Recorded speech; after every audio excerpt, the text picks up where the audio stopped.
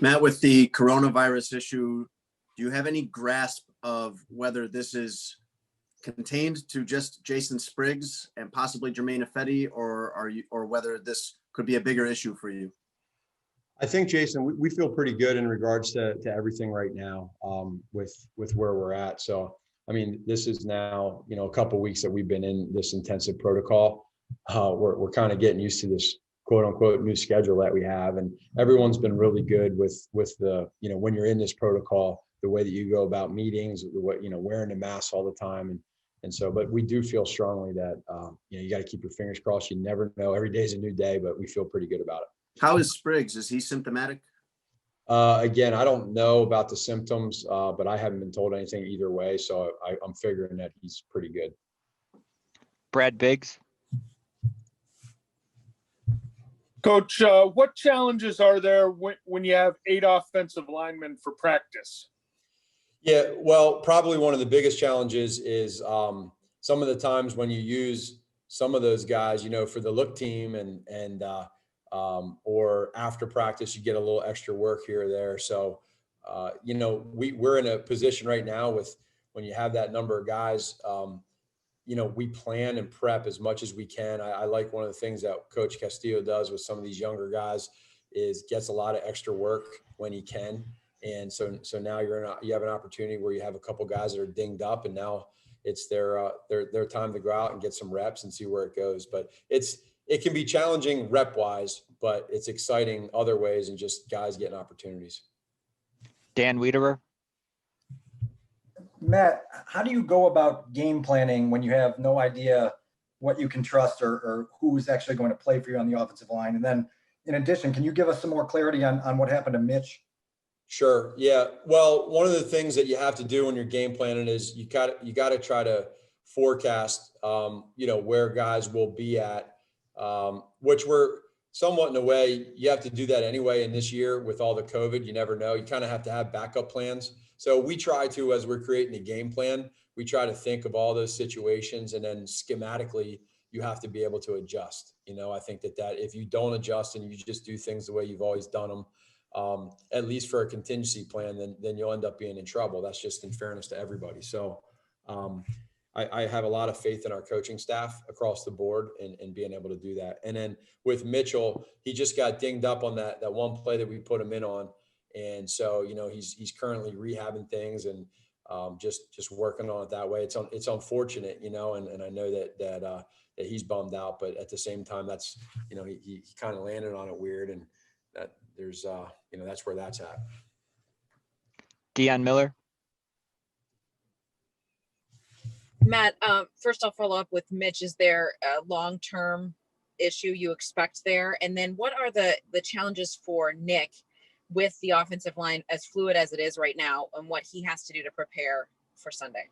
Sure. Yeah, we don't have any status yet in regards to where Mitch is here as we move forward with this, with his rehab, Deion. He's, that's for him to continue to keep working on and see where we're at with Andre, which I know they'll do a good job with. And then in regards to Nick and the offensive line and where we're at, we've talked about it as a staff. We've talked about it, with Nick. It is our job, and it's his job now to all of us have to step up and be able to adapt. I mean, that's kind of been our word this whole time is adjust and adapt and expect the unexpected. And every day it's always something new. So it would be one thing, I think, if you had a bunch of people that looked at the glass half empty and just everything was difficult, but we don't really do it that way here. And so it's exciting for our guys to be able to get an opportunity here in practice. And who knows where this thing goes for game day? We don't know yet. So as we go through this thing, let's give these guys an opportunity, all of us together, to do everything we can to be as successful as we can. And it's just an opportunity for others. Hub. Matt, with Mitch, can you tell us, is it the surgical shoulder from the off season, or is it the throwing shoulder? And is it something that kept you from calling his number again in game? Did you become aware of it at that point, or was that just all you had for him in the game Sunday? So it's his right shoulder. So I think that would go back to 2018 is the one that he dinged up a little bit. And he didn't at first, he didn't even really know, so to answer your question on the front end, it just was something that ended up kind of, I think, lingering and hurting as the night went on. So it's unfortunate for him because, he went in there and I know it was only 2 yards, but it creates a threat to the defenses. So we just got to work through it. And I know he'll work hard at day by day, kind of seeing where things are at and just trying to rehab it back. Mark Potash. Hey, Matt, I know you said, I think it was last week, that you're built for the frustrations of this job, but is any part of you cursing your luck with the Trubisky injury? I mean, I put the kid in for one play and he gets hurt. Are you second guessing yourself, lamenting it? What's your reaction to that? And also, was part of this, obviously it's a strategic thing, but was any part of it kind of a reward for Trubisky to be part, for being a good soldier and to be part of the game? Was that any part of your thinking also in doing this? Well, I'll say a couple of things. It's overall, big picture wise, it's unfortunate that you get hurt, that any player gets hurt, let alone him, when he's had a couple of years of the shoulder injuries. And so, that part for him and for us is upsetting and frustrating and disappointing, I guess is probably a better word. But at the same point in time, like I said, Mitch has been really, really good throughout this whole process. I couldn't have asked for him to be any better. He's handled it like an absolute pro. And it doesn't surprise me at all one bit. At the same point in time, the position that we are in and that we've gone through to get to this point, we also know that using him in different areas and growing, with a package with him can be good. And I think that was a start for us right there. And then again, it's just unfortunate what happened on that play. But we're trying to do everything we can for him and for us as a team to be able to, use all of our weapons as much as we can. Thank you. Colleen Kane. Hi, Matt. Are you planning on any additional team disciplinary measures for Javon Wims beyond the NFL suspension? Yeah, I know that just came out the other day. And so the NFL, made their decision. And so what we're doing internally is still talking through some things. And, Javon's gone through his deal. So we're just going to continue to work through that. And right now, the focus for us right now is focusing on Tennessee, but we'll continue to monitor where all that's at and do what we think we need to do. Wayne from ESPN.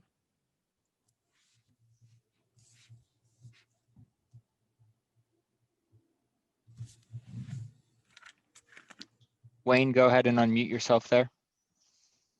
Sorry about that, Coach. Coach, Nick has obviously experienced the highest of highs and lowest of lows in his career. I'm curious, as you've been around him, especially the last few weeks, the offense not clicking like you want, everything going on with the offensive line, how have you seen up close the way he handles that sort of adversity? Yeah, Wayne, you see it firsthand. You listen to it, you hear it. We communicate a lot, not just throughout the day of the week, but after the game in the evenings. We'll talk through what just happened and how we continue to try to do everything we can to find answers and work together and collaborate through where we're at. The one thing is for all of us, everybody on offense, is knowing that we want to be a lot better. The only way to do that is to work hard. The only way to do that is to study more. The only way to do that is to coach harder and be better there, and then to stick together. Because, we do realize the type of team that we have, the type of players that we have. And when you have natural born leaders like Nick is, it's really hard to bring you down. And so when things get going and you do start catching some momentum, you do start playing better offensively, and you start working better collectively as a team, it's hard to stop. And so that quote, persistence over resistance, is something we live by. JJ.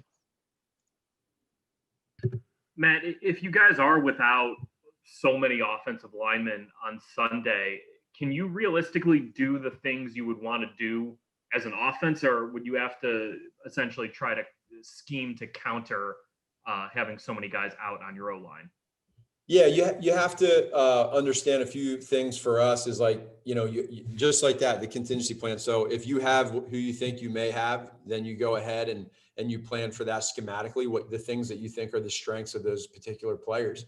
And then if it's different, or if there's, if it's your backup plan or what you think could happen, quote unquote, worst case scenario, right? By whoever is there playing, then it's our job as coaches to make sure that schematically we are putting our offense, or defense in that situation in the best position possible by doing what we see is best against the defense we're playing.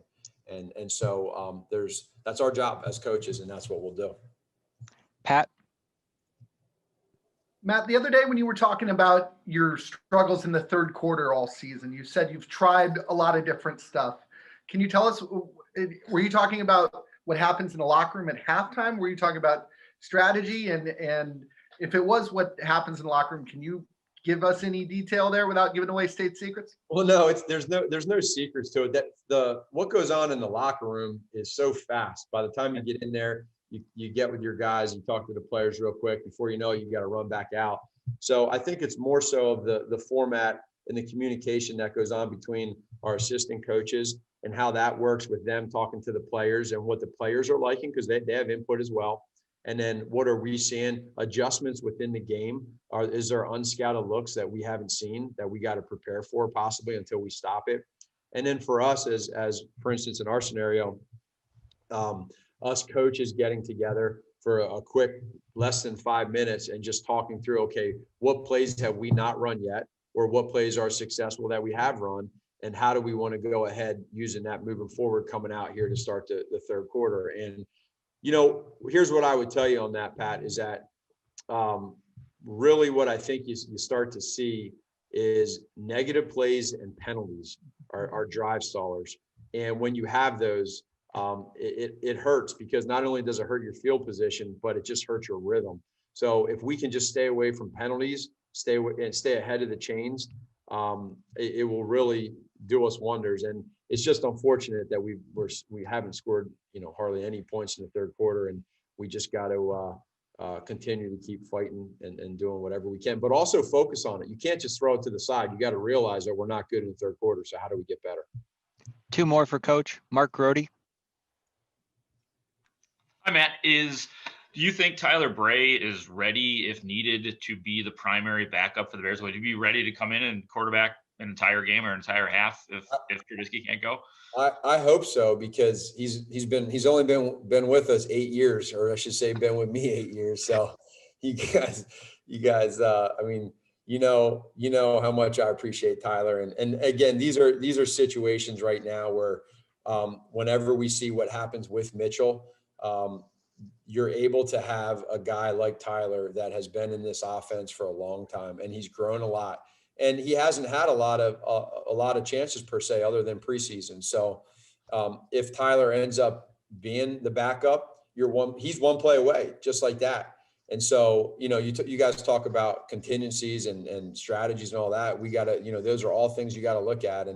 But he's worked hard to get to this point. He's been extremely focused, and you never know. Last one, Chris Emma. Hey, Matt, do you expect Jermaine Ifedi to be activated before Sunday's game? And then second question to that, do you know, like right now, what your offensive line is going to be come Sunday, or do you need these practices to kind of sort through what you have and take inventory there? Yeah, I don't know about Jermaine I think he can be activated with the rules on Saturday with the days that he has to be out, being the high risk close contact. But and then your second question in regards to the linemen, there's just so many because of the situations where the guys are right now. There's different scenarios that could happen. So we're working through all that right now. All of our guys want to be as healthy as they can. They want to be able to play through injuries, as long as it doesn't. I think what you got to be careful of is this: if you have an injury that is going to affect the way you play and you try to tough it out, that's not good for our team. So we got to be smart in regards to how that goes, and you got to balance all that. So I feel really good about Coach Juan and the way he handles these situations. He always has his guys, as mentally prepared as they can be. And so we'll just, whatever they, tell us, that's what we'll roll with. Thanks, Coach. All right. See you. Hey, Nick, how you doing? Good. How are you, JJ? Good. With a lot of uncertainty as to who your offensive line is just you're going to be playing with on Sunday, how does that affect your preparation this week without really knowing who might be playing in front of you on Sunday? It doesn't affect my preparation at all. The thing that with this sport is you trust your teammates, you trust your coaches, and adversity happens. That's a guaranteed. So right now, there's some injuries, as y'all know, and guys have an opportunity to go and step up and play. You hate to see injuries, but a lot of times too, these are where guys get opportunity and they start and they do well, and then they play the rest of your career. That's how you play a lot of times, and it stinks that's how it is. But we had a really good practice today. We'll watch the film in a little bit and keep improving. But my preparation will stay the same, and we'll continue to work through this and grow together. Dan? Nick, what's the process Wednesday to Saturday of sort of trying to get a feel for limitations with the revised offensive line so that when you go into Sunday, you guys are playing within something that can have success? Yeah, I think today, it's easiest just to give an example from practice today. I felt like we played with great speed, great tempo. Obviously, a few of those guys, it's their first time in that specific role. So, but I thought they did a great job today at practice. We'll look at the film and see where we're at. But preparation-wise, stays the same. And then mindset-wise, stays the same. We got to go play the game. We'll, play aggressive, play attacking, do what we have to do to win the game as a team. But mindset stays the same, and we continue to build trust with one another. Mike Berman?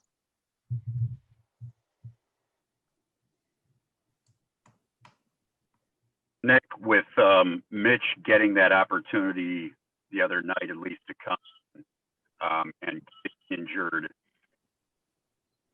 how frustrating is that for him? Or had some conversation with him to would like any opportunity. Who knows how long it'll be. Your question was breaking out quite a bit. I know it was about Mitch the other night. As it pertains to him, I really enjoy being his teammate and us working together. I'm not going to comment on anything that he's going through because that's his place to comment. But I think he's a tremendous player, and I really enjoy working with him. Pat Finley?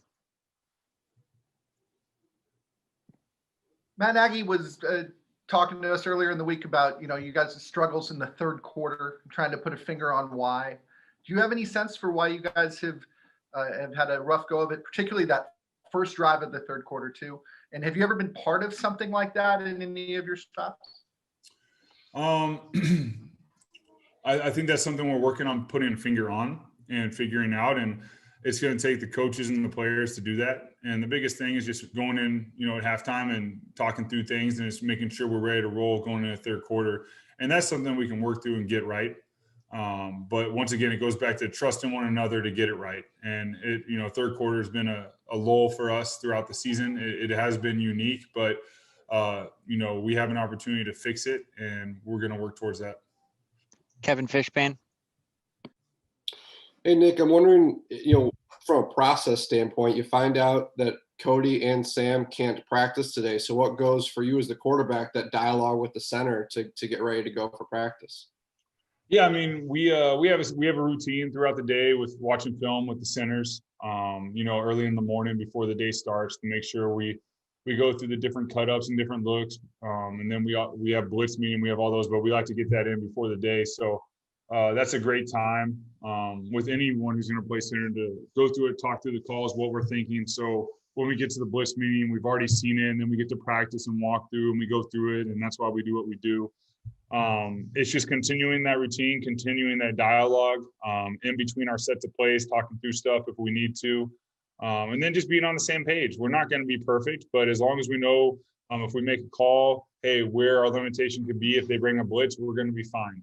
And if there's times where I need to get the ball out, or I can get it out, or if, hey, I can draw back and throw it deep, I'll throw it deep. So it's just continuing to have those conversations and sticking to the routine that we have going, where it's getting in here early before the day starts and getting that extra film, and something we've been doing and we'll keep doing.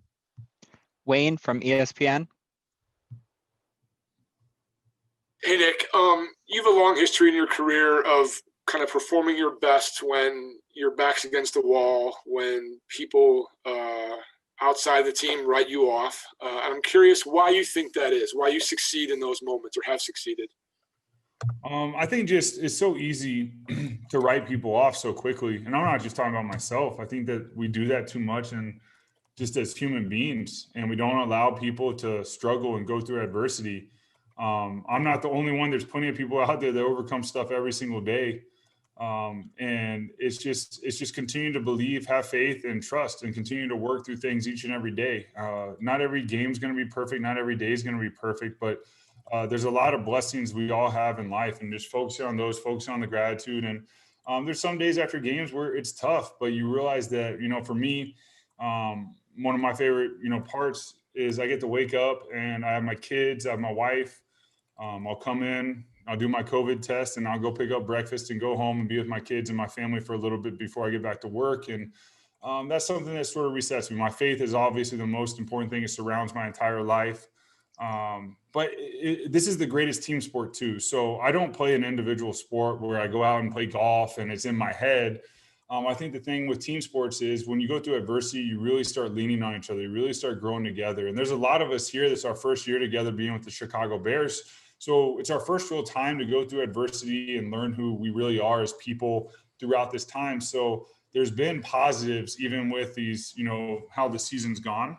And at the end of the day too, we're in a great position. We just have to keep improving and growing. And yes, there might be a few injuries here and there, but guys will step up. I've been a part of stepping up in tough situations, as have other players. So I think the big thing is we shouldn't write off people too quickly. People are resilient.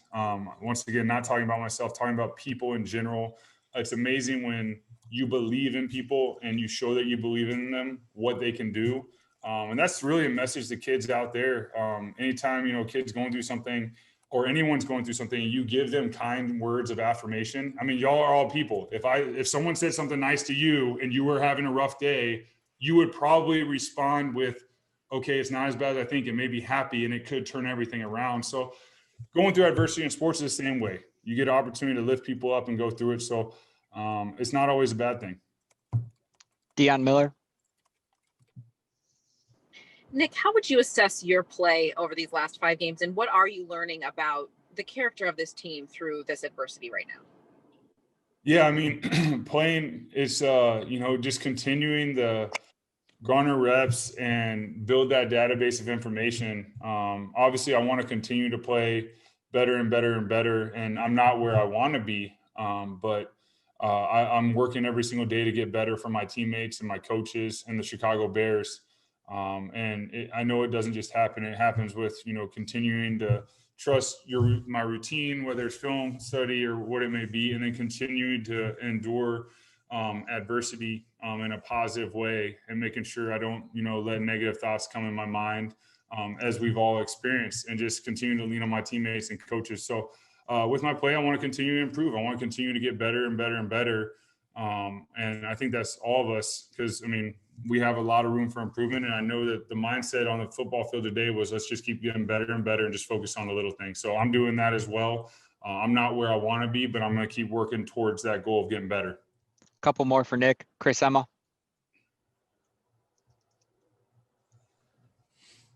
Nick, what's the process between now and Sunday in terms of getting squared up with your offensive line, whatever combination that may be? It's just really like today it was just, hey, who's out there? Just step in the huddle, making sure the guys are relaxed and loose. Cause I know it's not an easy situation. All of a sudden you're stepping up and you're playing. I get it. And maybe you're in a different role, been there, done that. So I think the most important thing is just to know that, hey, there's going to be a calmness in the huddle and we're going to be in this together. So letting them know that. And if we make a mistake, it's going to be all right. Let's just keep playing. Like, the game doesn't stop. We're still here. We still have each other's back. So I thought today was a really healthy practice. I thought, I was really proud of the guys with how we responded with everything that was going on. And it's just continuing to talk to the guys, continue to be in the huddle, go through these walkthroughs, and just making sure everyone stays loose and doesn't get tight. Last one, Dan. Nick, I was curious how you felt about Anthony's game on Sunday, and given sort of the improved chemistry that you guys seem to show in that game, where you think he's headed right now. Yeah, Emil and I've constantly worked together since I've gotten here. And I've just, he's figuring out my game, I'm figuring out his game, and we're just continuing to build that relationship to where we can connect on game day. And that showed the other day with some big plays. And I'm excited about him as a player. He's really talented, and it's just something where you just continue to get a feel for guys' routes because he's really like a fast twitch guy that has a lot of different moves.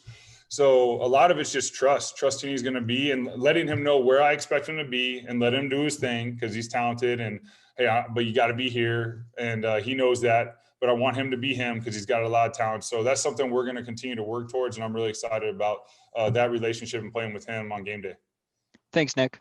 All right, thank you all. Have a great one.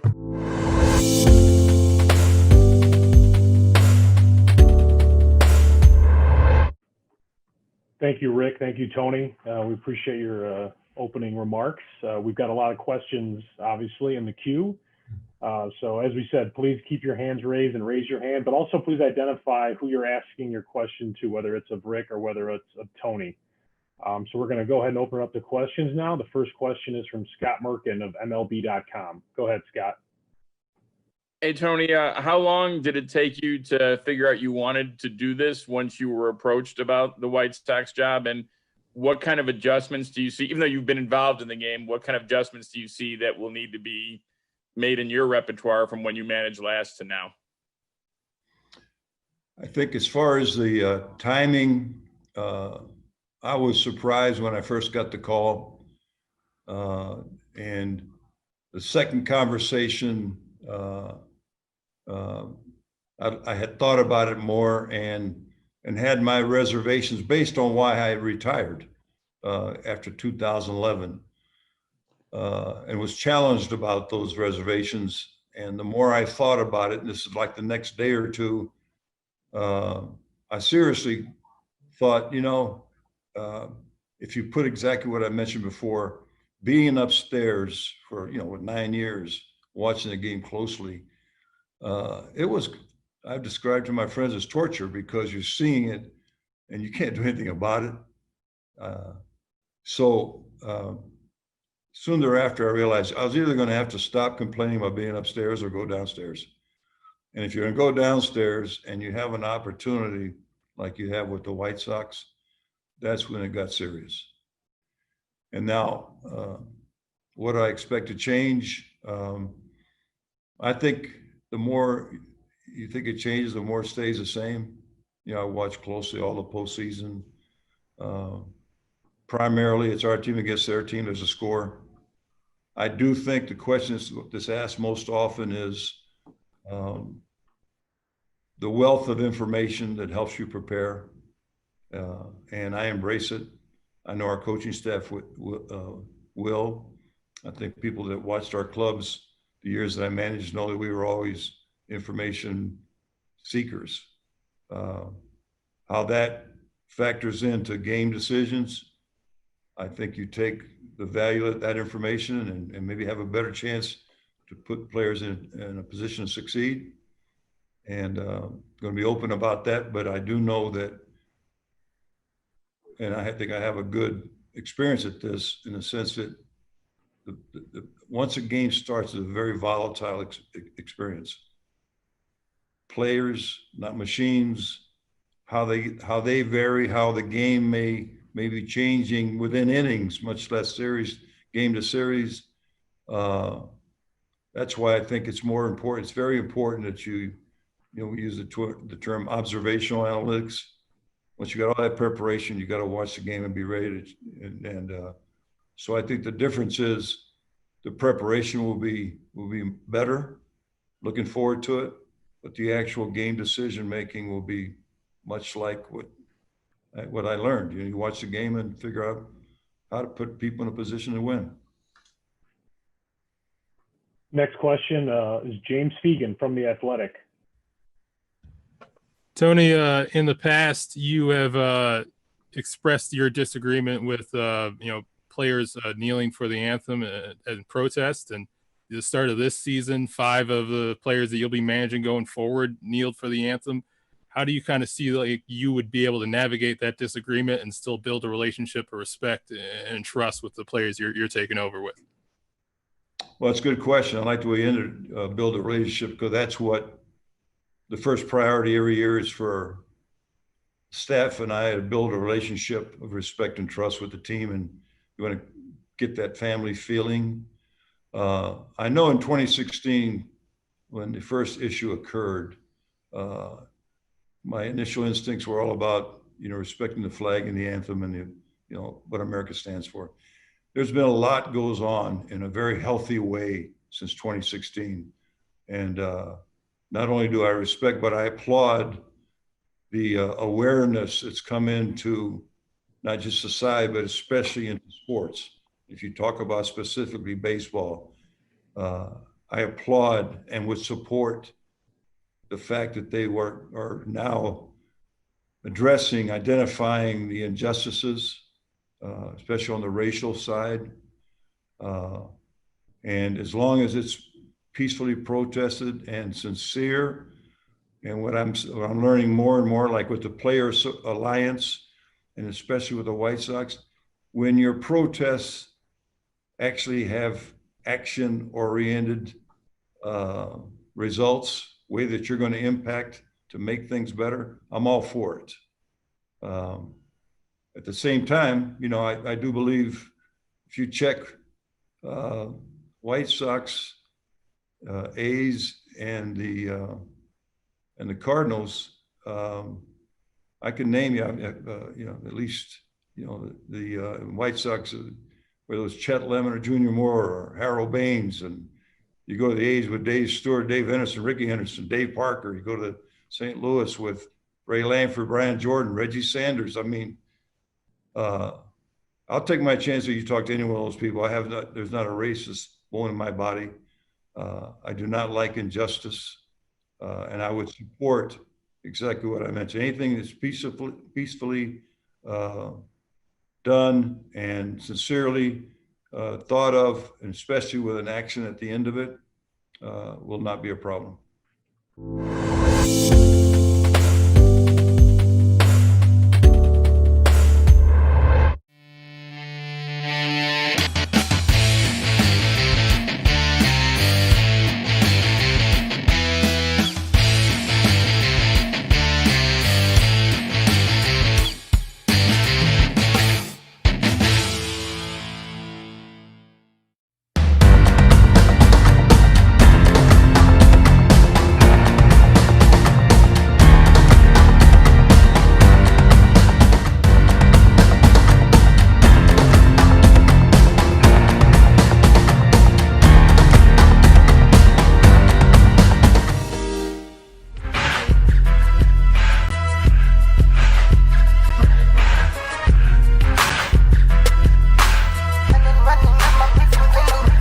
It's the freshest radio show in town.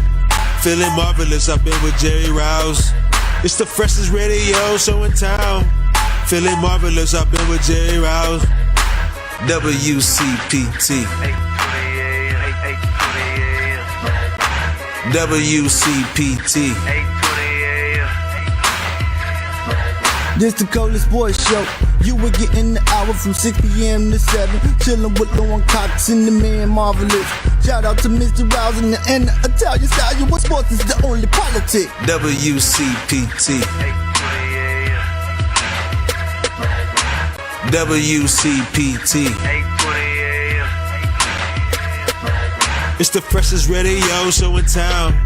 Feeling marvelous, I've been with Jerry Riles. Come on, Marvelous! It's the freshest radio show in town. There you go, raise the Feeling roof. marvelous, I've been with Jerry Riles. That's our boy the Q, 17th letter in the alphabet, Quentin Dent. Welcome everybody to another edition of the Rewind Sports 60. We're broadcasting live from the illustrious studios of WCPT 820 AM in the beautiful, beautiful city of Chicago. We're rocking it on the lakefront, shaking the lake. Well, we're trying to shake the lake. The Chicago Bears are playing host to Drew Brees and the New Orleans Saints over at Soldier Field, and I just got it from our esteemed producer, Devin Tingle. The Bears have just scored. They were trailing 23-13, but they just scored to narrow the gap pending the PAT. It was good. Down by 3 with under 5 minutes to go in the contest, ladies and gentlemen. And we know you all are watching the football game, but we want you to keep the volume down on the channel, on the TV, and we want you to keep the volume up on your radio dial and or on Facebook streaming live. Yours truly, Jerry Riles. It is the fastest hour in sports conversation. Ladies and gentlemen, we got a show in store for you. And of course, we want to welcome the one, the only, ladies and gentlemen, he's not over at Wrigley Field in the press box over there. He's not in the stands. He's not in the bleachers. He's not at U.S. Cellular, despite the fact we will be talking a little bit about the Chicago White Sox. But ladies and gentlemen, he's in studio at WCPT 820 AM. He's known as the Marvelous One. He's Dan Marver. What's up, Marver? Hi, How Jerry. are you? I'm great. I think a guaranteed rate in Wrigley, you might be able to vote now. A lot of these places, United Center. Yeah. So get out there and vote, number one. And number two, like we were talking about the Bears, this guy almost got 100 yards rushing today. My God. they may pull this out yet. The 3 minutes and 32 seconds to go, so we'll see what happens. But the baseball season ended kind of interestingly in the COVID world with Justin Turner ending up getting infected in the middle of the game. They announced it, so it's a crazy year all the way around. It is. It certainly has been a crazy year, no question about it. Congratulations to the Los Angeles Dodgers and Dave Roberts on winning the World Series, the first time in 32 years? 1988, of course, the Kirk Gibson homer that sparked everything in the Game 1 winner back in 1988. But congratulations to Magic Johnson and the entire family of the Los Angeles Dodgers on winning the World Series title over the Tampa Bay Rays. We'll get an opportunity to talk to USA Today's Major League Baseball writer and columnist Bob Nightingale. He is a friend of the program because, hey, you know what? Jerry Reinsdorf for the Chicago White Sox announced that Tony La Russa, 76-year-old Tony La Russa, is your manager for your Chicago White Sox. And as they say, the crowd was stunned, ladies and gentlemen. The crowd was stunned. Marvelous. Yeah, trying to make up for a mistake he made. Yeah, but is it a mistake for him to try to make up a mistake? I don't know. I mean, La Russa actually, he obviously has the creds to do the job. I just thought that maybe he wouldn't be able to relate to the youngsters, but we'll see what happens. And in any event, this is the age of the 70-pluses being leaders. So let's do it. Yeah, you're absolutely right. Let's certainly do it. And it is the age of the 70-plus. It's the age, it's the age of the 70-plus-year-old man, so to speak, because, this race, and ladies and gentlemen, on a serious, we were always serious here. Real sports, real talk, just plain real. Check us out on the RewindSports60.com. Of course, on Facebook Live. We also stream on YouTube, so we want you to definitely check out the Rewind Sports 60. But this is a very, very serious time in our history as far as this country is concerned. And on Tuesday, if you haven't already cast your vote, you have to be responsible, regardless of whichever decision you make, whichever way you vote. You have to be responsible and get your vote in on Tuesday. And if you don't, you have nothing to complain about. Well, that's exactly right. There's nothing for you to complain about. But, a lot of people in the past, especially in the black community, to say, my vote don't count, man. It don't count, man. They're just going to do what they're going to do. Yeah. Well, the reason they get a chance to do what they want to do is the fact that you didn't vote and you haven't voted. And so you can't complain, like Marvelous said, about what's going on, what your conditions are, if you don't get out and exercise your right to vote. It is interesting, though. The last couple elections, it's like there are a few states that seem to make the difference: North Carolina, Minnesota, Wisconsin, Pennsylvania, Texas, Florida.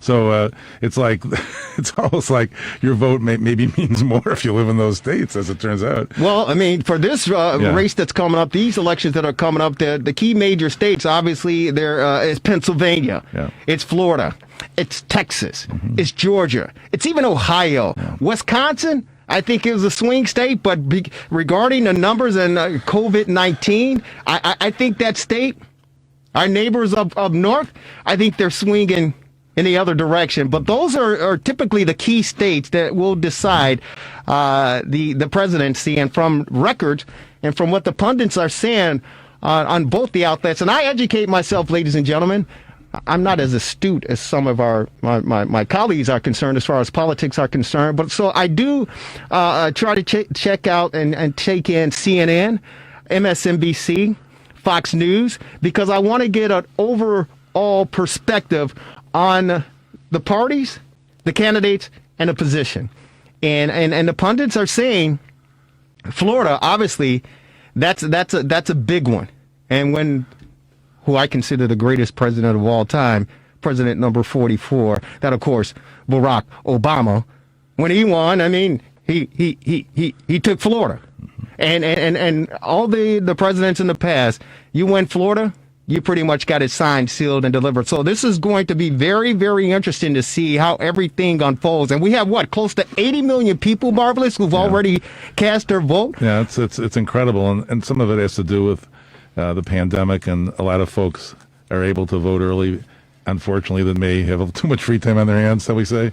And also the great interest in it, as divided as everything is, makes it so that people really want to have their voices heard. Yeah, I mean, people, you should have your voices heard, and this is your opportunity. This is your chance to definitely make sure that it is heard. And I commend all of you, and congratulations to those of you who've already cast. I've voted already, the mail-in vote. Congratulations to you, Marvelous. Thank you for casting your vote and being a responsible American, a responsible citizen, and the greatest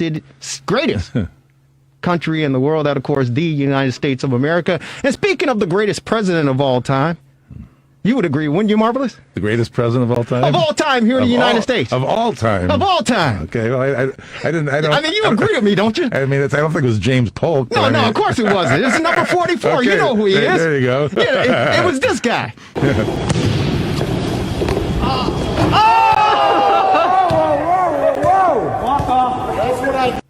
No, you cut it off too soon.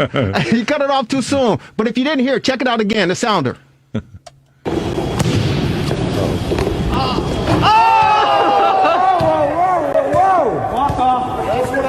That's what I do. That is what the greatest president of all time, President Barack Obama, said in the state of that state up north that we don't really talk about. But he made a three-pointer at a gym up there. And as he was walking out, as you heard in the background, his staff and even Biden, who was in attendance, he couldn't believe it. And, of course, the greatest president of all time that our country's ever seen, number 44, President Barack Obama, he said, that's what I do. That's what I do. Marvelous. He kind of reminded me of myself. Really? Yeah.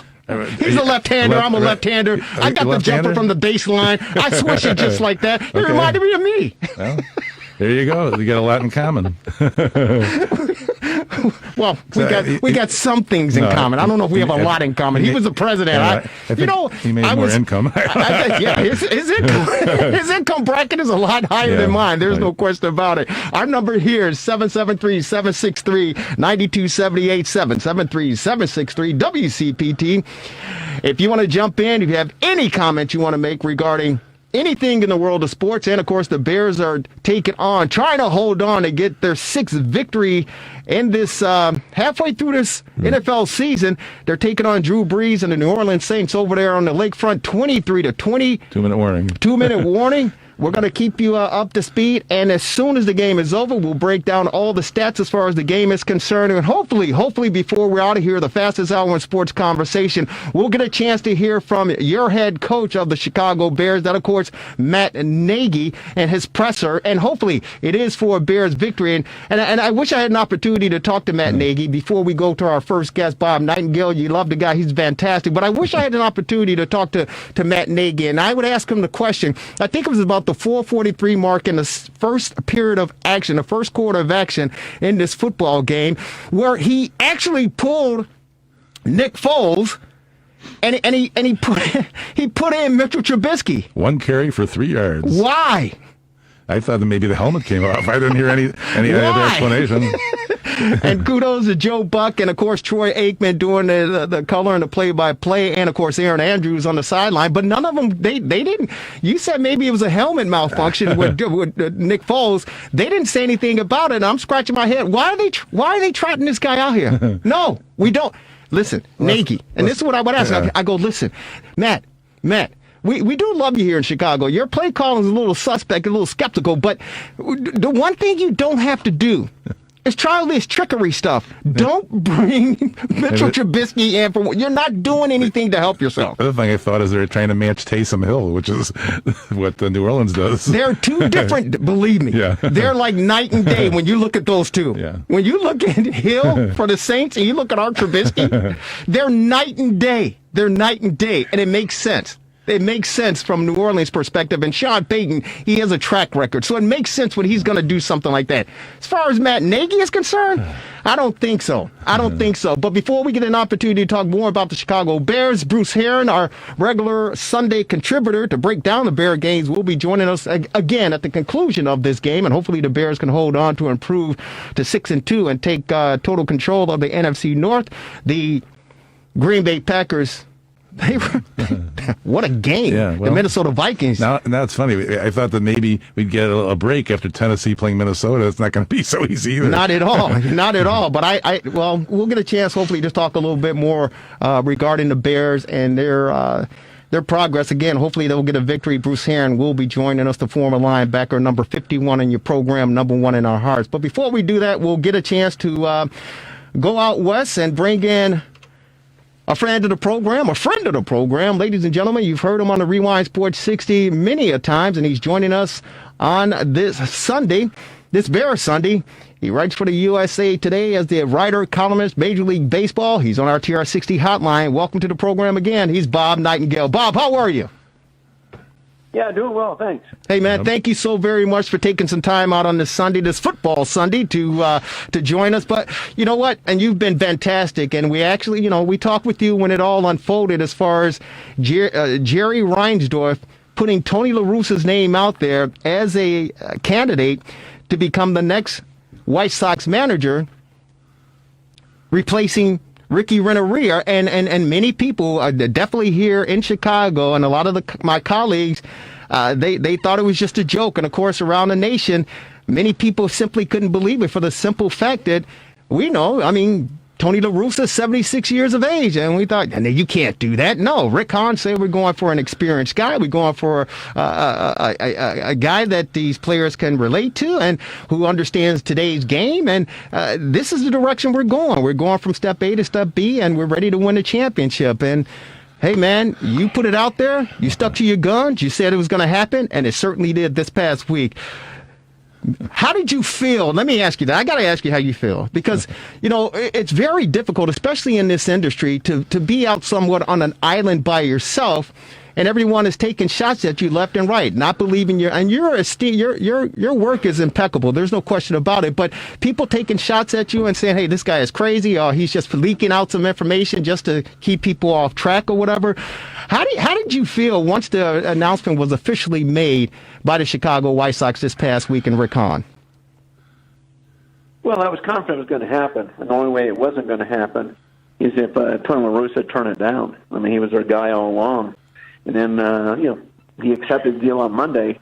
But the World Series was still going on. They didn't want to, upend that. So, yeah, he was the guy. And once he showed interest that he was going to do it, there was no second choice. If there was going to be a second choice, if he turned it down, it would be Bruce Bochy, who, resigned a year ago from the San Francisco Giants. Mm-hmm. Who's, actually 6 years old. But it was never going to be, A.J. Hinch. Bochy would have been the second choice. Wow, that's it. That's very, very interesting. And of course, AJ was just signed with the Detroit Tigers, who are in the division with the White Sox. So that's going to be a very, very interesting dynamic as far as the next 3 years are concerned regarding both the Tigers and the Chicago White Sox. Because basically, and the Sox were very, very surprising, albeit as a shortened season, 60-game season due to the pandemic. It's going to come down if everything gets back to some sort of normalcy in the next year or so, to watch how these two clubs progress and develop, because it's basically you have an old school manager in La Russa, which I love, and you got the new school philosophy in AJ, and it's going to be interesting to see which one prevails. I'm an old school guy, Bob, so I mean I'm pulling for the old school guys. Well, you and I can manage the White Sox. We're going to have a better record than the Tigers are. The Tigers are terrible. I mean, it's going to be years. I mean, it's a bad job. And, A.J. Hinch would have loved to go to the White Sox. But hey, he was spearheaded the cheating scandal. People wondered if he and Alex Cora would ever manage again. A lot of people are upset by this. Why did AJ Hinch only had a 60-game suspension, and then boom, he gets a manager job? And there's free agents. There aren't anyone free agents out there unemployed, but he is employed. So there's going to be some repercussions. I mean, I don't think the White Sox wanted a part of it in the sense where here's a team that people love. You really want to see this team booed on the road because your manager, headed the cheating scandal. Say if the White Sox won the World Series, are people going to say, yeah, but they must have been cheating because that's what happened in 2017 when he was a manager. I don't think they wanted all the extra stuff that went along with that. But it's a good point. But let me ask this question, though. And we're on with Bob Nightingale, USA Today, Major League Baseball writer, columnist, joining us on the Rewind Sports 60. Did you, and you followed, obviously, the playoffs and the World Series. And again, congratulations to the Los Angeles Dodgers on winning the championship finally. But did you sense any of that from a national perspective as far as the Houston Astros were concerned, that they received? I know some of the media types and former players kind of took a stab at them here and there. But did you get that perspective as far as the fan base was concerned about the Houston Astros being in the playoffs and contending to possibly get to the World Series for another title, despite the cloud that's been hanging over that organization? Oh, absolutely. People were openly rooting against the Houston Astros. People, were upset, yelling stuff even at Dusty Baker. Dusty had nothing to do with it. He wasn't managing, in 2017, but yet, he was part of that franchise now. Just in the case with the Detroit Tigers, they're not going to be well liked when they're on the road for that same reason. And you saw what Dusty Baker did, stuck this old school approach and hung with his starters long. Zach Greinke, he hung in with them instead of going to his bullpen. It paid off. When a young manager like Kevin Cash, and he's going to win Manager of the Year, went by the book, was all orchestrated, and, went down to one of the worst managerial decisions in World Series history and cost them a potential World Series. Hey, Bob, this is Dan here. Going back to the World Series, what did you think about Justin Turner getting sick and coming back on the field after the game? That's one thing. And the other thing I was going to ask you about, I thought that La Russa might bring Dave Duncan back. Yeah, I think he talked to Dave Duncan about it, but Dave's not enough good enough health as far as just fiscal wise. I'm sure he'll pick his brain and stuff like that. But Dave's going to stay, retired. Certainly if they had Hall of Famer coaches, he'd be in that. And the Turner part, it just was not smart at all. Stupid, really, for Turner to go back and celebrate with his teammates and stuff like that. I understand why he wanted to do it. I understand why the teammates weren't going to stop him. But someone should have stopped him. I mean, besides players, there's kids. There's kids on the field, the family members, or the pregnant wife on the field. So you just can't take that chance. Yeah, if that security was going to take care of it, but they didn't. Well, they tried. They tried from what the reports indicated, and he was able to get around them, which is again, it is somewhat unfortunate and somewhat of a selfish act. But on the flip side, I mean, you can kind of understand it. Again, this franchise hasn't won in 32 years. He was a key player in in this growth and the fact that they've made it and they finally got over the hump to win the World Series. You can understand he wanted to be a part of that. Hopefully everyone's okay and everything is fine. But from his perspective, he's like, this could be a once in a lifetime opportunity for me. And I want to spend that with my teammates, my brothers, that we all got here together. So I kind of understand his perspective, sort of. Yeah, I mean, you can understand the emotional part, but you just have to be smart about it. He could have celebrated inside the clubhouse with those teammates, and nobody would have seen anything or said anything. It would have kept quiet. Of course, the thing is now, hey, no matter how many people get infected, from Turner's actions, we'll never know. Yeah. That will never be made public. So, hopefully nobody does, but it's a little worrisome. I mean, obviously he and his wife had to take a separate flight, a private flight, away from the teammates. But, he should have been away from them right now. But, nothing security could do. It's not like tase the guy or something like that. Yeah. They said, don't defied orders. Hey man, there was a real big uproar. I thought there was an earthquake here in the city of Chicago when it was announced that Tony La Russa was the new Sox skipper. That's because the Sox fan base, half of the fans were satisfied, the other half were not satisfied. Again, I'm an old school guy, and I remember Tony La Russa's first go around here in the 80s. I was very supportive of I was a vendor, as a matter of fact, back in 83, the winning ugly team, the White Sox. And they I think the Cubs piggyback after that, because in 84, you had the big run for the Northsiders. But I think a lot of old school guys, old school Chicagoans, they understand Tony La Russa, they understand the game, and they say, hey, you know what? This guy knows it. He may be 76 years of age, but he's won, and we deserved the championship back in the day. It didn't happen, so, maybe this is an opportunity. But I think the young schoolers, the young kids are like, either they were young or they weren't even born when Tony La Russa was in his first stint here in Chicago, and they're really irate. And I understand that as well. I guess my question to you is, Bob, is that, to me, baseball is baseball.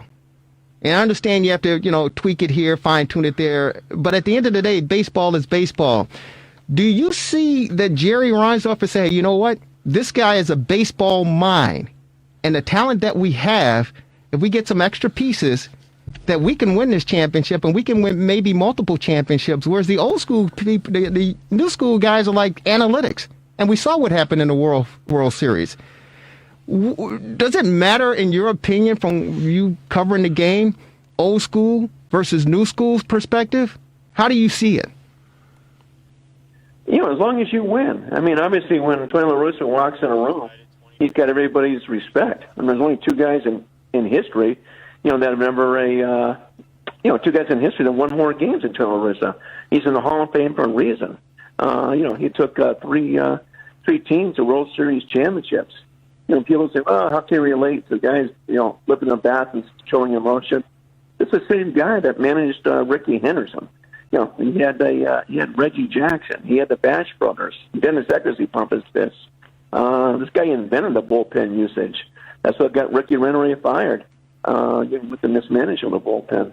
So as far as credentials, you're not going to do any better.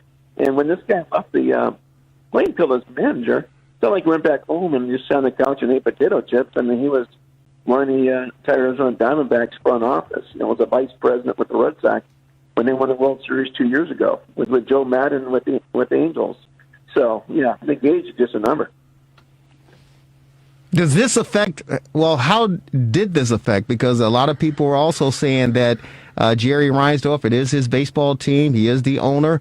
Some people felt, hey, he owed Tony La Russa, he owed him this opportunity because of what happened back in '86. But do you think this decision and move by the owner, Jerry Reinsdorf, sort of undermined, because there is rufflings from what we understand in the front office and in the organization, that some people were surprised and kind of dumbfounded by the decision?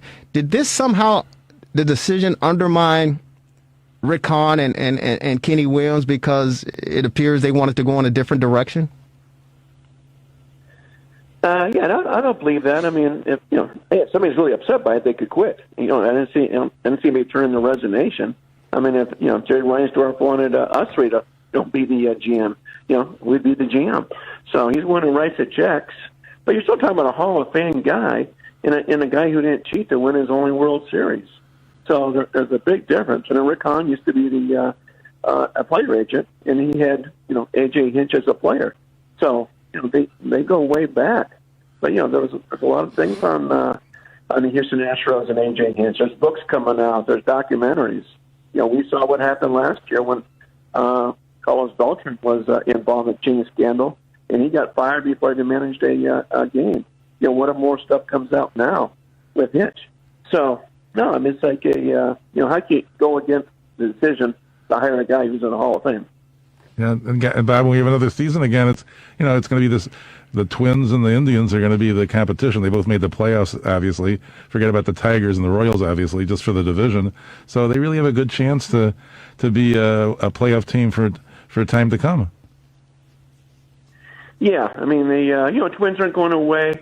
We'll see what Cleveland does with Francisco Lindor. If they trade him away, that means they're not really going for it, or certainly hurt their chances. And like I said, Tigers are where the White Sox were maybe about 3 years ago. Far away from contending. So it's a team built to win now, and we'll see if they add some free agents along with it, to bolster that pitching staff. Because that pitching's kind of let them down, down the stretch. Certainly they have the offense. Dude, well, it's free agents in Major League Baseball now. Today is the first day, and there are a lot of names that are out there. Do you see the Sox? First of all, Bob, where do you see a need for this team? Gio Gonzalez, I honestly thought he was going to be part of the future as far as this pitching staff was concerned for the White Sox, but that didn't happen. How do you see Tony La Russa, Jerry Reinsdorf, Rick Hahn, and Kenny Williams working together to try to build this team up to championship caliber? As you said, you and I and Marvelous, we could have managed this team this past year, and had, I think if I had been in the dugout there, they probably would have gotten to the World Series, because I would have made some different moves than what Ricky Renteria made. But that's water under the bridge so far, as of now. But what moves do you think the Sox need to make moving forward to get them to where Jerry wants them to be? Well, yeah, they didn't have the pitching depth to go into the World Series. It just wasn't going to happen. So they need some more starters. They could use a guy like Charlie Morton. Remember, he was teammates in Houston when they won the World Series. So I think he's a perfect guy. It's not going to cost much money either. I give him a 1 year, 2 year deal. Got to get it DH.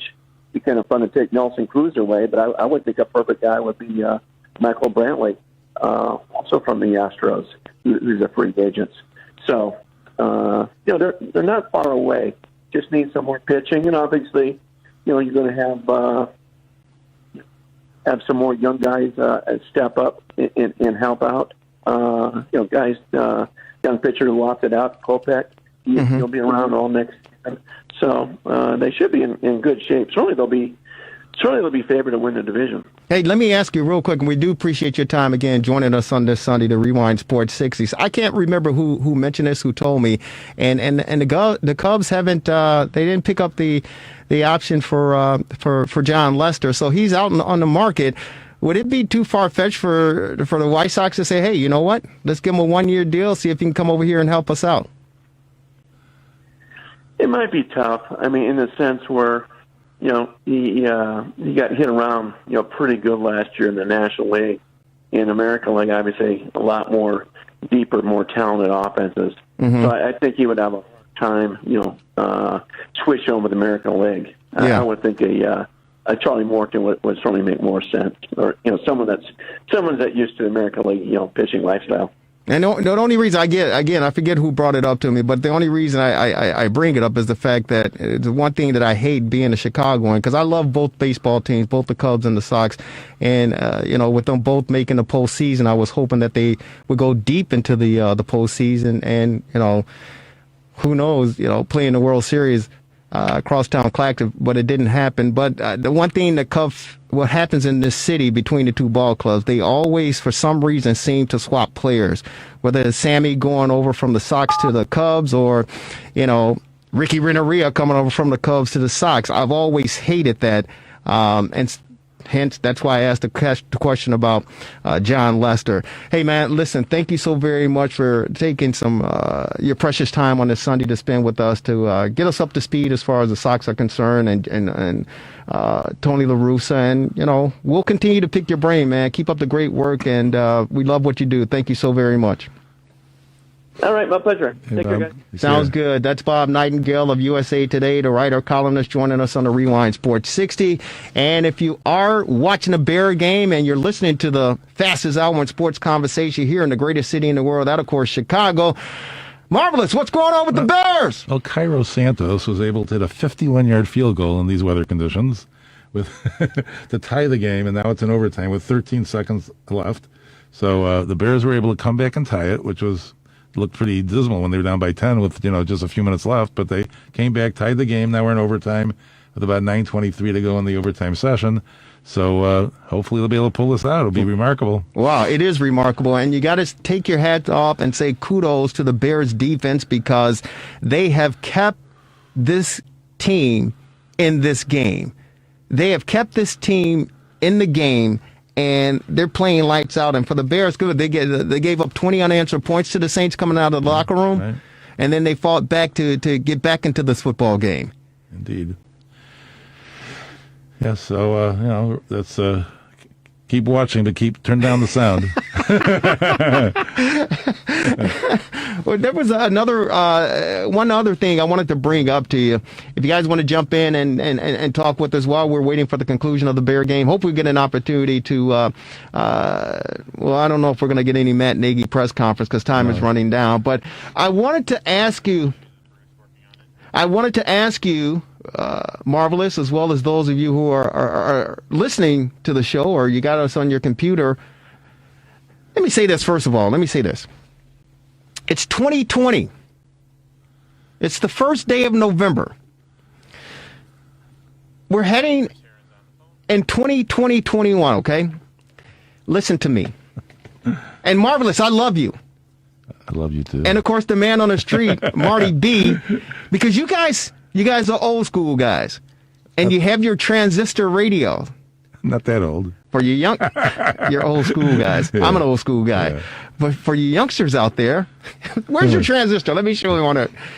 Because nowadays we got the smartphone, so you can get the app and do all of that stuff. Not wireless. But you guys, yeah, show it. Put it up to the camera, man, right there. Not wireless. Yeah, he's got the transistor radio. It's invaluable. It's invaluable. But we're living in 20. I know. I used to put one on my bike handle. There you go, on your Swin bicycle. Yeah, right. With the 60 bar in the back, right? Kidding, yeah. And I want to say this to all of you out there because I know you're watching a Bear game, but you should have us on your computer, on your laptop, or whatever the case may be, watching the stream on Facebook. 2020. I have the Hall of Fame room. You have multiple television monitors, but you also have the computer going. You also have the smartphone going. So there's no excuse. There's no reason. None. Why you can't watch the game with the volume down, of course, but also tapped into the Rewind Sports 60 with yours truly, Jerry Riles, and of course the marvelous one, Dan Marver. But before we go to Bruce Heron, who's on our TR60 hotline to talk a little bit about this Bear game, and hopefully we'll have a Bear victory, did you have a chance to see this play? Dumps it underneath to Shameen Jones. They want a little lateral play here for Bo Melton. They'll keep it hot for Vedral. Once more. Hey, big fella. Raekwon O'Neal, take this. Oh, my goodness. Watch out. Still no whistle. Shameen Jones cuts it back inside. He's just tripped up. Ball still live. Vedral still keeps it going. Watch out. There are no whistles. There are no flags. This counts. That was unbelievable. Do you know what that was? I know it sounded like a lot of noise, which it was. It was like the band, the California with the band. It's like Cal Stanford game, and John Elway, and Chico Rivera, and God bless him, he's healthy, he's fine, he's out of the hospital. But that was Cal Stanford game. Yeah. John Elway, Chico Rivera, and of course, we've all seen it. And you see the marching band coming out, and it was an upset victory. John Elway couldn't believe it, and Stanford, Cal with the upset. But that was the Rutgers-Indiana game. Yep. That was the Rutgers-Indiana game. And that was crazy It was crazy. It was 2 minutes left in the game, I believe, and the Rutgers were down. And you got to Google this, and you got to take a look at it. It was better than the Cal Stanford game, well, almost better. The Cal Stanford game was an upset, victory. But this one, the touchdown by Rutgers was called back because they said it was an illegal forward pass. Mm-hmm. I didn't see it. Did you? Well, I'm looking at it again now. There was one that was pretty close. That must have been the one, but most of them were backwards. But there was one that was sort of sideways. Yeah. Yeah, and I kind of, I understand that, but because these kids put on such an effort, and I love the offensive lineman who grabbed it and he kind of just threw it over his head. It was hilarious, but it's unbelievable that they pulled this thing off and they were able to score. But unfortunately, the officials say, "Hey, no score because it was a legal forward pass." But you guys got to Google it. Hey, we're joined by Bruce Herron, number 51 in the program, number 1 in our hearts on our TR60 hotline. Bruce, did you get an opportunity to see that play, Indiana and Rutgers, that happened on Saturday, where they did a bunch of passes behind? My favorite one is when the guy threw it over his head. Yeah, it was hilarious. That's a lineman. He threw it over his head. Did you get a chance to see that, Bruce?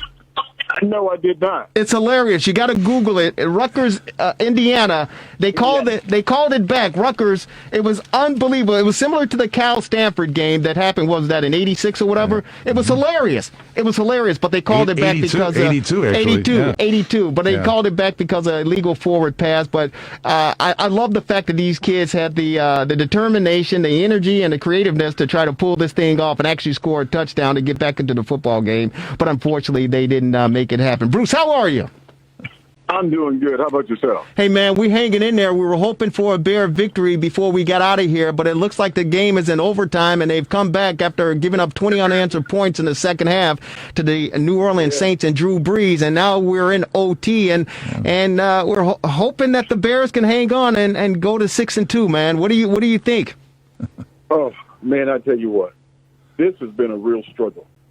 I mean, after we played, after the way we played against the Rams, and then showing up today offensively, it's just painful to watch, man. It's just, I just wanted to hurry up and get over with. I mean, we got the ball now. We get to drive down the field and kick a field goal, but offensive, man, it's just been painful.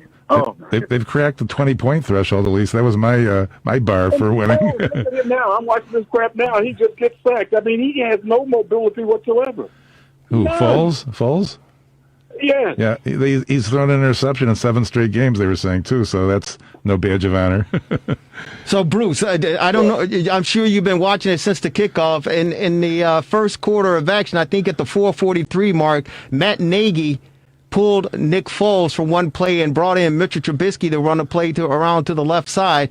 I'm yelling at my television monitor saying, "No, I don't want this. No, just stick to the program." What did you think of that move by Matt Nagy? Oh, well, I know he was probably trying to do something different and, get some kind of spark. Oh, did he catch it? Yes, he did. Okay. He caught it. Okay, can you give us a play-by-play? But I'm sorry, man. I'm sorry. You know what? I'm Robinson, yeah. Thing off while I'm talking. I know, just the Robinson. No, just turn the volume down. Turn the volume down. The volume is down. Okay. Okay. Okay. That particular play, I think that Nagy was trying to just trying to spark your team and do something different. Although it really didn't help. We just don't have a quarterback, man. It's just, and you know what? In our offensive line, oh my God! Yeah, I'm telling you, our offensive line, they need to do a rebuild on this offense. I know they've got some injuries now, but even before the injuries, man, they just wouldn't. They're not taking care of business. You know what? And we're on with the great Bruce Herron, number 51 of the former linebacker for your Chicago Bears on our TR60 hotline. Jared Payton, I follow him on Twitter, and he when Massey went down with the injury, and then was it Spriggs? I think Jason Spriggs suffered an injury, who replaced Robin Massey. JP, Jared Payton was like, hey, man, this offensive line just simply can't get a break. And I responded to him by saying, hey, man, this offensive line, unfortunately, we're just not good. We're just not good. And the bad thing about it is, and I don't like to beat up on anybody. I don't like to beat up on Ryan Pace, but when it's glaring you in the eye and you see that there were just bad decisions made, you got to point it out. And the fact that I think Cody Whitehair got a contract. I think Robert Massey got a contract. I think Charles Leno Jr. got a contract. I think half the offensive line got contracts, man. And they are, in my opinion, just my humble opinion, and you played the sport, Bruce. They're just not as good as the others. They're a tad below the other linemen in the National Football League, and to me, it's a reflection of that. It shows. What's your perspective, having played the game? Yeah, the offensive line they're not athletic. I mean, they've got a bunch of big guys. They're just not athletic. Come on, Nick Foles. And I'm sorry. No, you're good. It's getting ugly about a minute. Our offensive line, they're just not athletic. They're not a really physical offensive team. And that's what's beating us. That's what's beating us offense. We've got some really good players at the skill level. We don't have a mobile quarterback, and the one mobile quarterback we have, he's just not accurate with his passing. Mm-hmm. He's just, and so we need to improve upon that as well. But our offensive line, like I said, they're just not athletic enough, and they don't have a mean streak. They don't walk up to the line and say, "Look, I dare you to bring that ball. I dare you to come my way." Mm-hmm. You got to have some guys. You got to have an offensive line that has that defensive mentality that I'm going to kick your ass today. Yeah. And I just don't see that fire. I just don't see that fire in the offensive line. So. It's interesting. I'm glad you mentioned that because and help me out here. Correct me. Back in the day, and may he rest in peace, the greatest running back of all time, the great Walter Payton, number 34. We can remember some of the linemen when he got here in Chicago, who he was running behind, whether it's a Reeve Sori or a Noah Buddha Jackson, or Dan Jiggets. I mean, and they weren't the greatest. They weren't, greatest all-pro linemen. Dennis Lick. I mean, but when they got lined up, it was, hey man, grit on grit, and you knew win or lose, you were in a dogfight. You were in a dogfight with the Chicago Bears, and we've seen the likes of Jimbo Colbert and Wally Hilgenberg. Oh, we've seen them.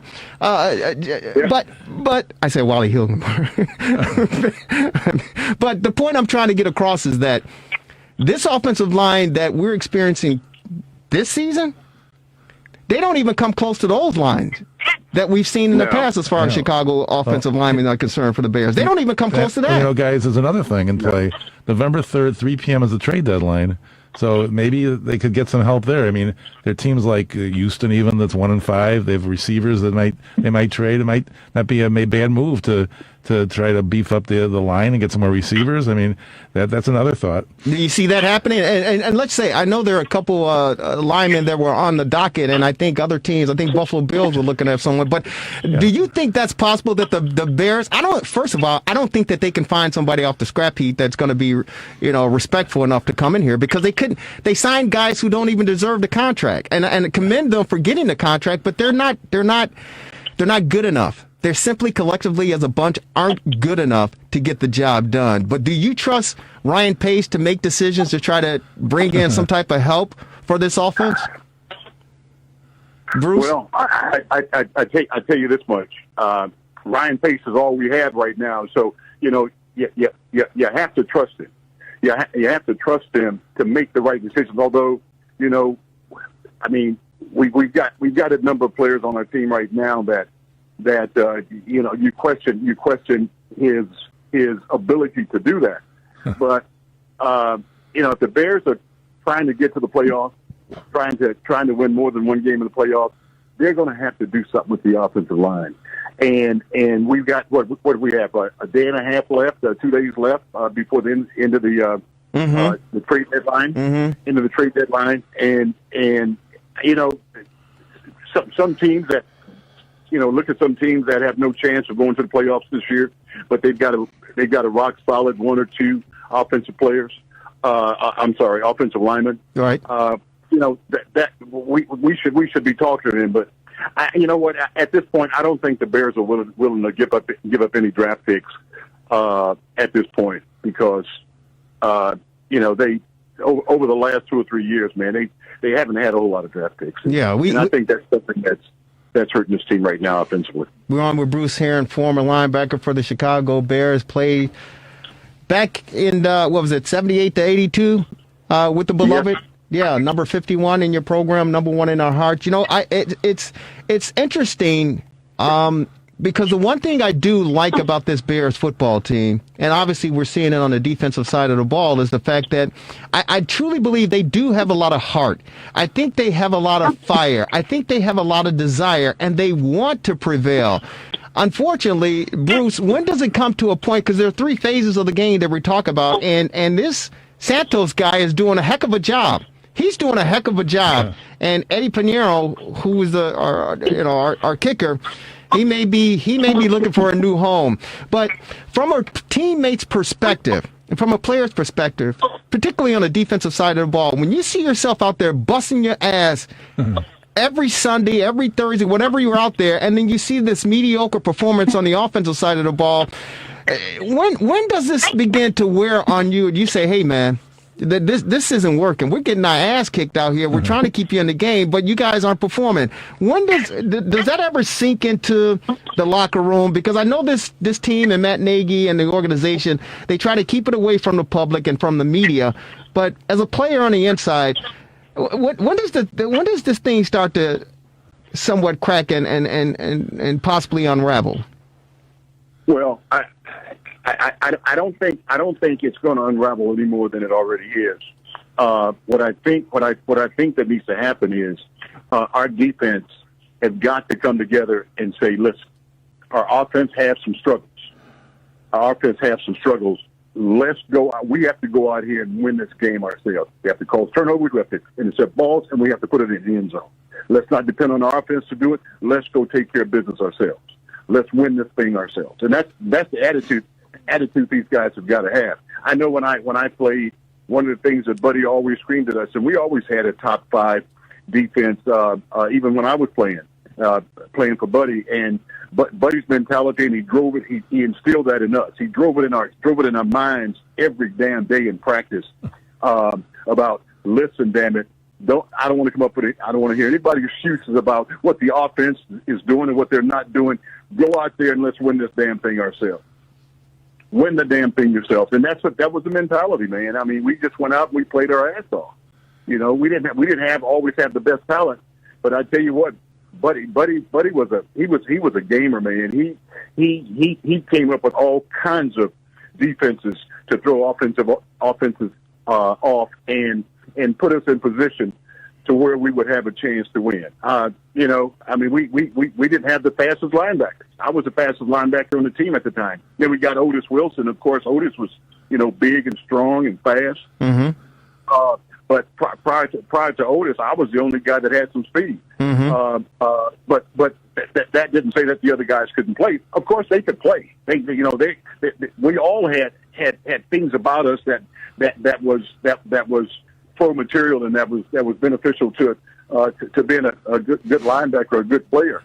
But the thing about it is that Buddy took whatever he had to deal with, and he put us in a position to win.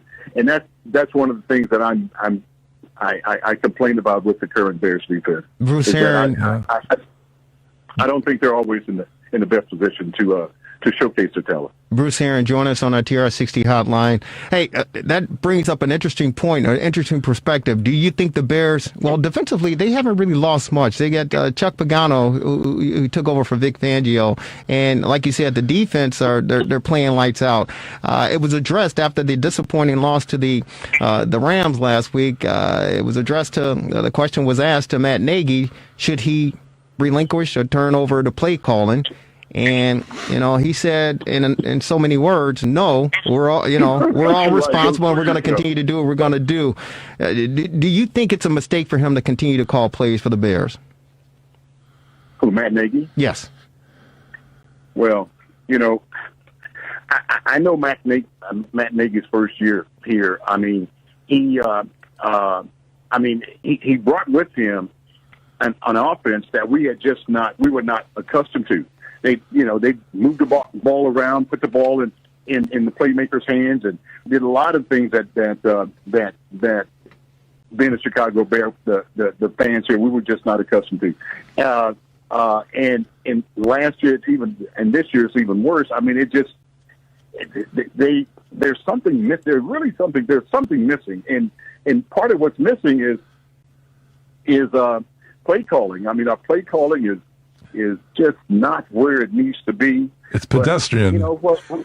Yeah, it is, man. And I think a lot of it has to do with us having a quarterback that is not mobile. Nick Foles he's just not a mobile quarterback. And when he gets pressured and he throws the ball, he's throwing the ball off his back foot, and the ball tends to settle on him, or it's underthrown, and right.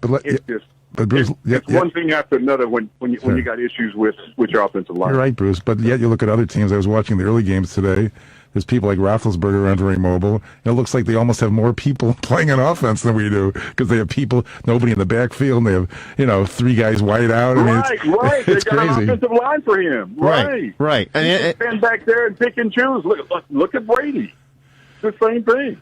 Yeah. I mean, Brady is not a mobile quarterback at all, but man, I'm telling you. Shoot, Brady gets set in that pocket, man. You stand in that pocket 4 or 5 seconds, man, and pick and choose. Well, I know he's open, but man, he had one last week. Let me take this to my second choice. You know what? And we're short on time. It's the fastest hour in sports conversation. But the problem is, and as men, we all experience this. We all experience it as men, and we all either got a favorite coat or favorite jacket, favorite pair of shoes, or that we don't want to part with. But our mother, our girlfriend, our wife say, "Hey, you got to let it go. You got to let it go." I think Matt Nagy, I think Ryan Pace, they fall in love with what they think they know, and they stick with it, and they don't want anybody to take it away from them. And unfortunately, they're going to have to give it up sooner or later. Hey, man, how are we looking? Hope it gets windy real quick. They're at our 11. Hey, oh, geez. Hey, Bruce, they're lining up for a field goal. I understand, man. Hey, thank you so very much for taking time on the fastest hour sports conversation on this Sunday at WCPT, brother. We'll talk to you next Sunday. Hopefully, I don't know, man. Let's just hang in there, brother. Yeah, I will, man. I will. Hey, thanks for having me. I really enjoy this time with you guys. So I'm looking forward to next week. We enjoy you too, brother. Stay safe, and we'll talk to you next week. All right, bud. Thanks. Bruce Heron on our TR60 hotline. Ladies and gentlemen, it's the fastest hour in sports conversation. Thank you to the Marvelous One. Any closing thoughts before we go? No, how about those Buckeyes? Buckeyes, how about them? Yeah, Indiana is the only other team that's 2-0 in the East, and then, of course, Northwestern and Purdue in the West. Go figure. Let's get ready for the playoffs. Marvelous, thank you so very much. Have a fantastic week. If you miss any of the portion of this broadcast, check us out on Facebook. Comcast Access on Wednesday, Channel 17, Channel 19, Channel 35 at 7 o'clock on Wednesday. The Bears lose to the New Orleans Saints in overtime, 26-23. Thanks to Devin Tingle, our producer. Folks, have a great rest of your Sunday. Enjoy the week. Go out and vote. We'll talk to you next Sunday. Take care, everybody.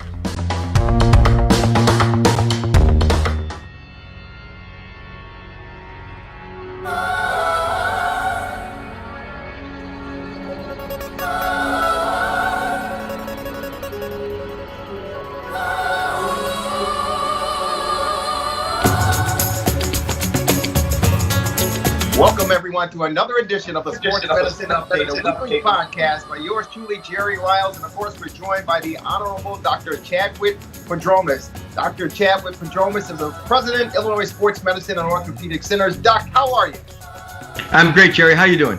I'm doing okay. I'm just looking forward to an exciting weekend, of course, with Halloween and being socially distanced, but taking care of the little rascals coming to and from the house with some treats. And, of course, I'll take care of myself as well. But also, we got a big week in store coming up as far as the country is concerned. That obviously the election to determine who's going to be in control of this beautiful land that we call the United States of America for the next 4 years or so. So there's a lot of docket, and I tell you, you could be torn which way, any different direction. If there was an alien that would come down right now and just took a look at what was going on in the great United States of America, man, that alien would get the heck out of here, because from the elections to the pandemic to the violence in the urban cities around the country to the firestorms out west, the hurricanes, on the south and the east of this country, there's a lot going on, but we got a lot in store. As far as the world of sports is concerned, congratulations to the Los Angeles Dodgers for winning their 7th World Series title, the first in 32 years. 1988, the last time the Dodgers were able to bring home the brass, and congratulations to Dave Roberts and his team. They did a fantastic job in a strike-shortened season, 60 games, of course.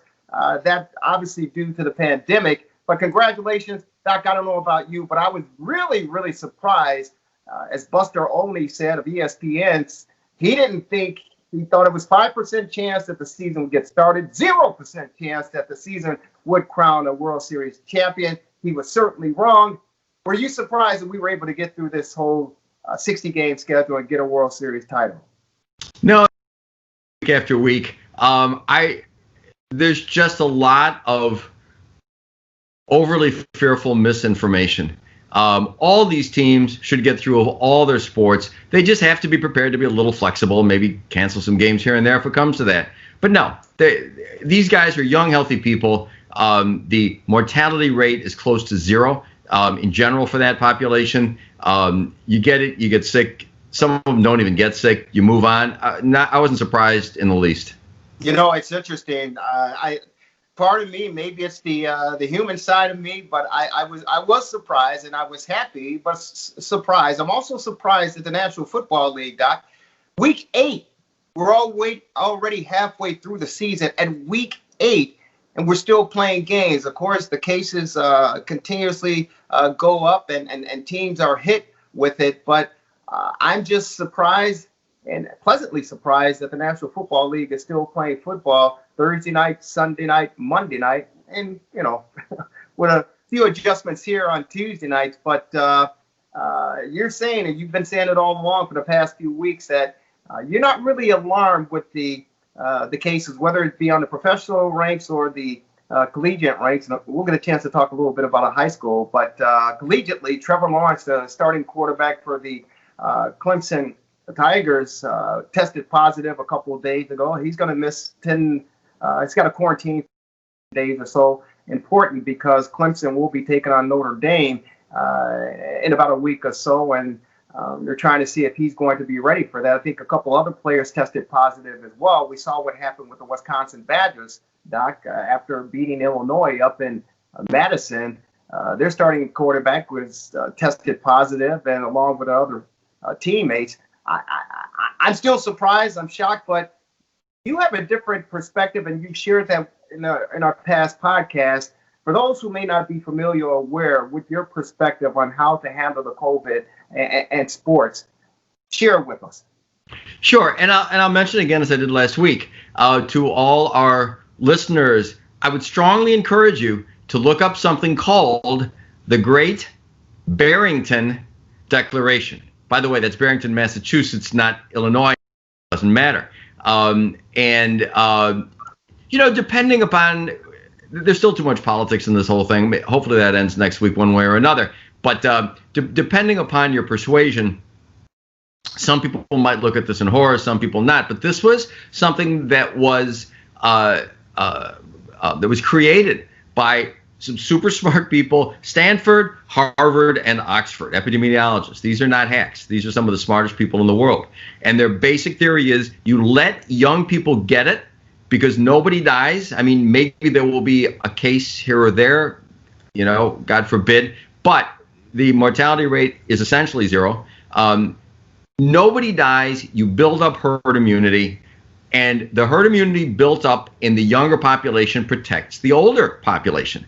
And that's just what ought to happen, because as people don't exactly realize, everybody's got to get it, or a lot of people have to get it. Either you get an infection or you get a vaccine, and we don't know how well the vaccine's going to work. But the lockdown strategy doesn't work. It's counterproductive. It creates sickness. It creates death. It creates suicide.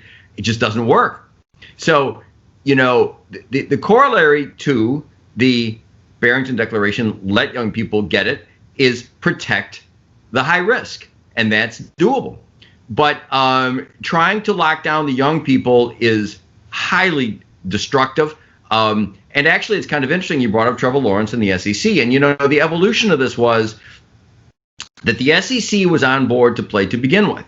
And Pac-12, whatever it is, 12, was the first to say forget about it. The Big Ten said forget about it. And then they both came back. But still, their policies, the SEC, I guess, is a 10-day quarantine. That's reasonable because essentially nobody's contagious after 10 days. The Big Ten still has a 21-day quarantine. And look, everybody's trying to protect everybody. It's well-intended, but it's not a good policy. And there have been articles. There was a good article in the Journal of the American Medical Association and elsewhere that said this needs to be changed. The reason that it's 21 days is that there were reports early on that there were heart problems. And, from Penn State, and we talked about this a few weeks ago, too, where a doctor from Penn State said that a lot of the people had heart problems and everybody got worried, but it turns out they don't. And, this virus has been so scrutinized that people are seeing danger when none exists. Not to digress, but it relates to our own research with hydroxychloroquine, where a drug that has been used safely for 60 years with no heart problems was suddenly declared by the FDA to be heart dangerous. So we did a huge study, published it, read around the world that shows that isn't true. Well, it's the same with this. If you look hard enough, you can kind of magnify problems. But the bottom line is that now cardiologists are saying that heart problems with COVID-19 in this population are very rare. So there is no reason to, some doctors saying don't cardiac screen at all. And I think that's probably true unless you have symptoms.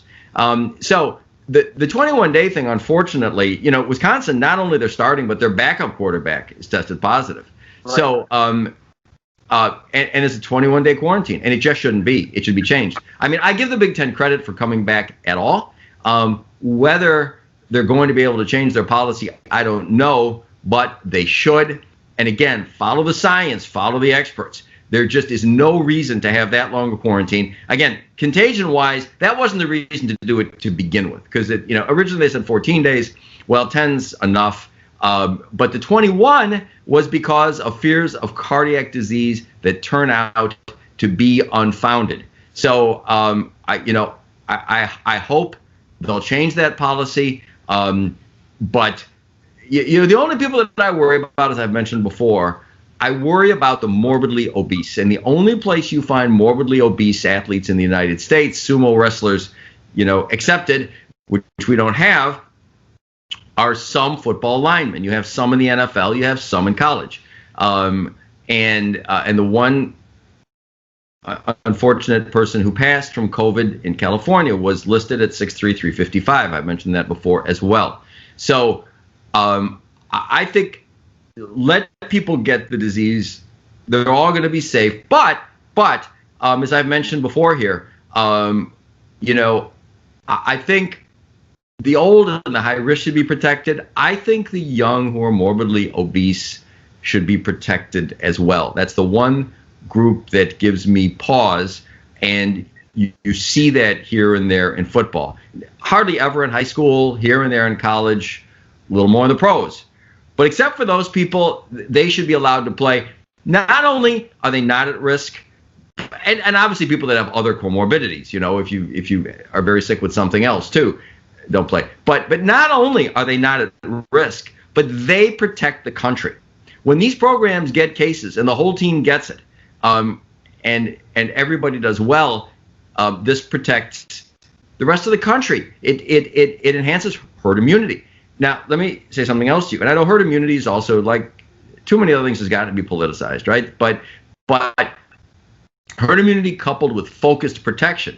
Now, one other thing, I don't want to go on too long here, but that I've seen is that there's been a lot in the news, or some in the news, about how long do antibodies last. Maybe antibodies don't last that long, and maybe you can get the disease again.